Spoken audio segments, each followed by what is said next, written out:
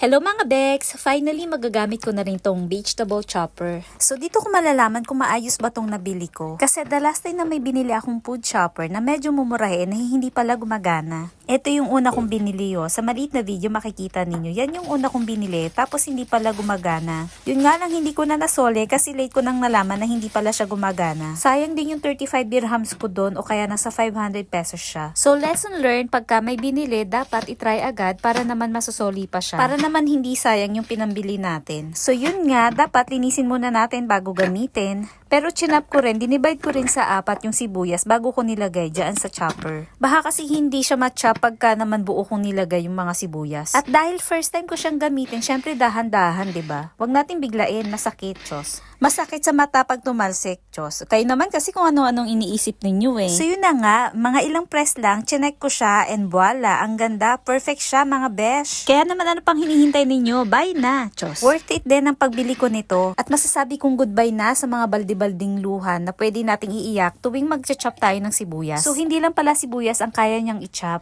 Pwede rin siyang meat grinder, pero di ko pa siya na-try. Kasi mas gusto ko pang bumili na lang ng yung ready na, yung nagiling na baboy or nung beef. Gagawa nga pala ako ng Shanghai for today's video. So after ko mapino yung mga sibuyas, dito naman tayo sa carrots. At dahil hindi naman kasya yung buong carrots dyan sa lalagyan, kaya naman hiniwa ko rin siya. Dito rin ako medyo nahihirapan pag gumagawa ako ng Shanghai kasi medyo masakit sa kamay pagka naghihiwa ako ng pinong-pinong carrots. Alam nyo ba na hindi lang pala mga gulay ang pwedeng i-grind nito, pwede ring mga nuts. Kaya naman pag magluluto kayo ng kare-kare, pwede rin ninyong pinuhin yung nuts para gawing sauce. So mapapadali talaga ang pagluluto pag merong ganito. Feeling ko makakapagpatayo na ako ng karinderya nito, Diyos. So eto nga, dinadahan-dahan ko rin yung pag-press para naman malaman ko kung gaano karami o gaano katagal siyang mag-grind. At mga bek, sobrang ganda talaga nitong nabili kong food chopper. Pinong-pino talaga ang pagkakachop niya at napakadali pa niyang gamitin. Feeling ko nga mas natagalan pa akong hugasan to kaysa sa pag-chop. Nako, mukhang mas mapapadalas ang pagluluto ko ng Shanghai o kaya ng siomai. Syempre, Diyos lang yun kasi hindi naman talaga ako mahilig magluto. Ay, hindi pala ako magaling magluto. Ay, hindi pala, sabihin na natin, hindi talaga ako masipag magluto. Yun eh.